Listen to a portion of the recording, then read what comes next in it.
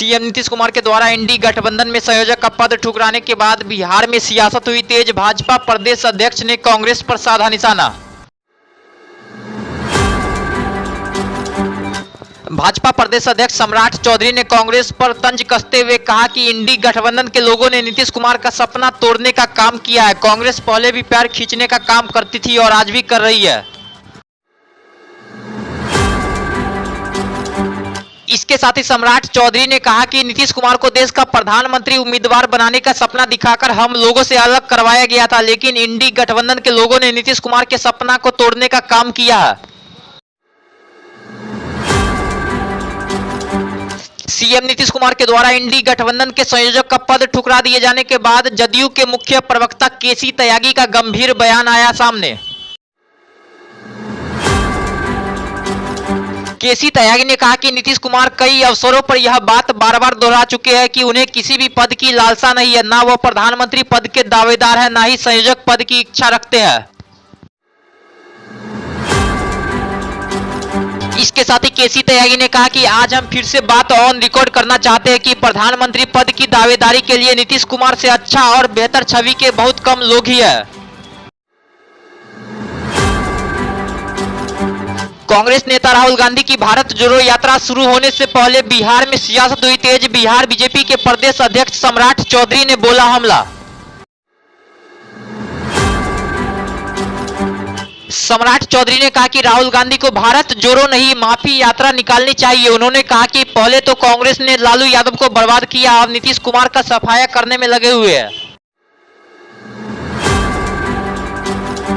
CM Nitish Kumar के द्वारा इंडी गठबंधन के संयोजक पद ठुकराने के बाद आरसीपी सिंह ने भी सीएम नीतीश कुमार पर किया हमला, कसा तंज। आरसीपी सिंह ने नीतीश कुमार पर तंज कसते हुए कहा कि नीतीश कुमार का शारीरिक और मानसिक स्थिति ऐसी हो गई है कि उन्हें किसी भी बड़ी जिम्मेदारी में नहीं रखा जा सकता। यह इंडिया गठबंधन के नेता भी जानते हैं। बिहार में नौकरी देने के मामले में सीएम नीतीश कुमार ने रचा नया कीर्तिमान। बीते 70 दिनों में 2 लाख से ज्यादा शिक्षकों की गई बहाली। अयोध्या में हो रहे रामलला प्राण प्रतिष्ठा कार्यक्रम में कांग्रेस नेताओं के शामिल नहीं होने पर केंद्रीय मंत्री गिरिराज सिंह ने सोनिया गांधी और मल्लिकार्जुन खड़गे को घेरा। कहा कांग्रेस के डीएनए में ही हिंदू विरोधी परंपरा है। जो मंदिर संस्थान है, ट्रस्ट है, उसने सोनिया गांधी को भी निमंत्रण भेजा था या भेजा है, खड़गे जी को भी भेजा है, लेकिन ये नहीं जा रहे हैं क्योंकि ये हिंदू विरोधी रहे हैं और ये परंपरा उनके डीएनए में है, हिंदू विरोधी।